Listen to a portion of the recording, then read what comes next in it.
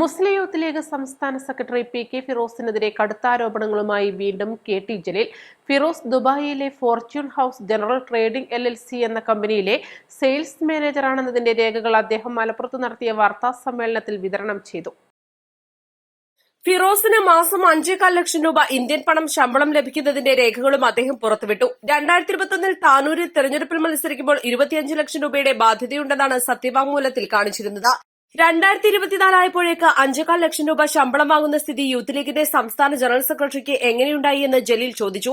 ഫിറോസ് ആ കമ്പനിയുടെ ഓഹരിയുടമയാണ്. ഇതുമാത്രമല്ല, കൊപ്പത്ത് yummy fried chicken franchise തുടങ്ങിയതും ഫിറോസ് ആണ്. ഫിറോസ് യഥാർത്ഥത്തിൽ മുസ്ലിം ലീഗിന്റെ സെയിൽസ് മാനേജറാണെന്നും ജലീൽ പരിഹസിച്ചു. ഇനി ഈ കമ്പനി തുടങ്ങാൻ പണം നൽകിയതും ഹരീഷ് വാസുദേവന്റെ പിതാവാണോ എന്നറിയില്ലെന്നും അദ്ദേഹം പറഞ്ഞു. നേരത്തെ ദേശീയപാതയോരത്ത് സ്ഥലം വാങ്ങിയെന്ന ആരോപണത്തിന് അതിന് പണം കടം നൽകിയത് തന്റെ അച്ഛനാണെന്ന് അഡ്വക്കേറ്റ് ഹരീഷ് വാസുദേവ് സമൂഹമാധ്യമത്തിലൂടെ അറിയിച്ചിരുന്നു.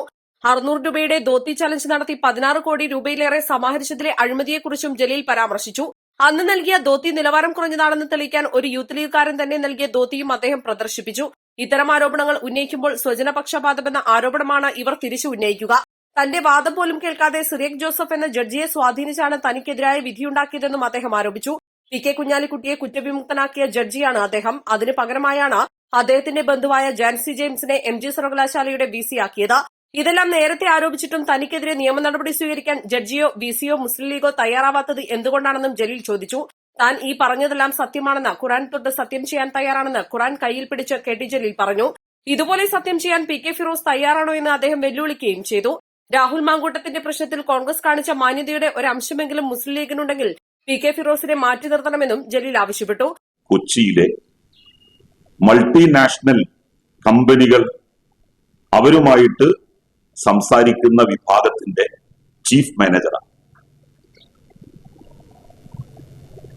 കൊച്ചിയിൽ ബാങ്ക് ഓഫ് ബറോഡയുടെ കൊച്ചിയിലെ ചീഫ് മാനേജറാണ് ഈ അയോഗ്യൻ എന്ന് ഇവർ പറഞ്ഞ വ്യക്തി. മൈനോറിറ്റി ഫിനാൻസ് ഡെവലപ്മെന്റ് കോർപ്പറേഷനെ മെച്ചപ്പെടുത്തി കൊണ്ടുവരാൻ വേണ്ടി മാത്രമായിരുന്നു അയാളെ നമ്മൾ കൊണ്ടുവന്നത്. അല്ലാതെ അയാൾക്ക് ജോലി കൊടുക്കാൻ വേണ്ടിയിട്ടല്ല. പണിയും തെളിയിക്കാത്ത ഒരാളായിരുന്നില്ല അയാൾ അന്നും ഫെഡറൽ ബാങ്കിൽ മാനേജറായിരുന്നു. ഇപ്പൊ അയാള് ലക്നോ IIM നിന്ന് MBA ബിരുദമെടുത്ത് കേന്ദ്ര പൊതുമേഖലാ സ്ഥാപനമായിട്ടുള്ള ബാങ്ക് ഓഫ് ബറോഡയുടെ ചീഫ് മാനേജറായിട്ടാണ് ജോലി ചെയ്യുന്നത്. എനിക്ക് ഫിറോസ് ഉൾപ്പെടെയുള്ള ലീഗിന്റെ നേതാക്കന്മാരോട്, അവര് ലീഗുകാരായതുകൊണ്ടാണ് ഞാൻ അങ്ങനെ പറയുന്നത്. എനിക്ക് പറയാനുള്ളത്, മതം, വിശ്വാസം ഇതൊന്നും ചൂഷണം ചെയ്യാൻ പറ്റിയിട്ടുള്ളതല്ല. ഞാൻ ഈ പറഞ്ഞ കാര്യങ്ങൾ സത്യമല്ല എന്ന് ഈ വിശുദ്ധ ഖുർആൻ പിടിച്ചിട്ട് ഫിറോസ് സത്യം ചെയ്യും. ഞാൻ അദ്ദേഹത്തെ വെല്ലുവിളിക്കും. ഈ ഖുർആൻ പിടിച്ച് അവര് സത്യം ചെയ്യണം. ഞാൻ ഈ പറഞ്ഞതൊന്നും ശരിയല്ല, തെറ്റാണ്.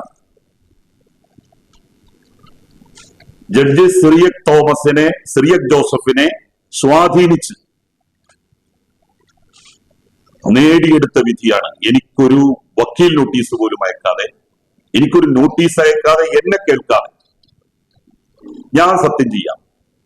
എന്റെ മുന്നിൽ അന്നുണ്ടായിരുന്നത് ഒരുപാട് രൂപ കടം കൊടുത്ത് കിട്ടാതെ ഇരുന്ന ഒരു സ്ഥാപനത്തെ മെച്ചപ്പെടുത്തി കൊണ്ടുവരിക എന്നുള്ളത് മാത്രമായിരുന്നു. അത് ഞാൻ ഈ ഖുർആൻ പിടിച്ച് തന്നെ സത്യം ചെയ്യാം.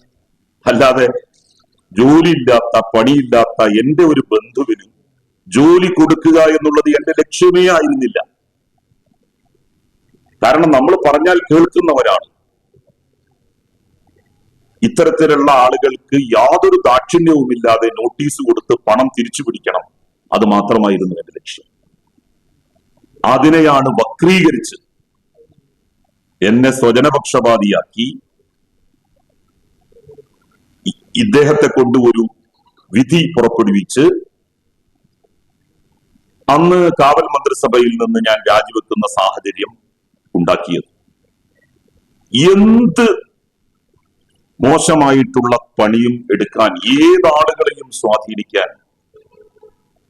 ഇവർക്കൊക്കെ സാധിക്കുന്നു എന്നുള്ളത് അപകടകരമായിട്ടുള്ള ഒരു പ്രവണതയാണ്. ഞാനിപ്പോ ഇതൊക്കെ പറഞ്ഞല്ലോ, ഈ ഖുർആൻ പിടിച്ചിട്ട് തന്നെ ഞാൻ പറയും, എന്റെ MLA-യുടെ സാലറിയും അലവൻസും അല്ലാതെ മറ്റൊരു സ്ഥലത്ത് നിന്നും എനിക്ക് 5 പൈസ വരുമാനമായി കിട്ടുന്നില്ല. ഈ ഖുർആൻ പിടിച്ചിട്ടാണ് ഞാൻ പറയുന്നത്. ഫിറോസ് എന്നാൽ ഇതേ വിശുദ്ധ ഖുർആൻ ഉയർത്തിപ്പിടിച്ചത് പറയട്ടെ.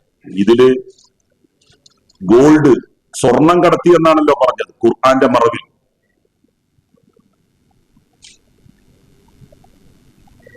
അപ്പൊ ഞാൻ വലിയ കോടീശ്വരനാവണല്ലോ. അപ്പൊ ഞങ്ങളെപ്പോലുള്ള പൊതുപ്രവർത്തകർക്ക് മാന്യമായിട്ട് രാഷ്ട്രീയ പ്രവർത്തനം നടത്താൻ ഇവരെ പോലെയുള്ള എന്താ പറയാ, തട്ടിപ്പും തരികിടയും ജീവിത മുദ്രയാക്കിയിട്ടുള്ള, മുഖമുദ്രയാക്കിയിട്ടുള്ള ആളുകൾ നിൽക്കുമ്പോൾ കഴിയില്ല. തനിക്ക് ഈ തെളിവുകളെല്ലാം നൽകുന്നത് യൂത്ത് ലീഗ് പ്രവർത്തകർ തന്നെയാണെന്നും അദ്ദേഹം പറഞ്ഞു. East live, Malappuram.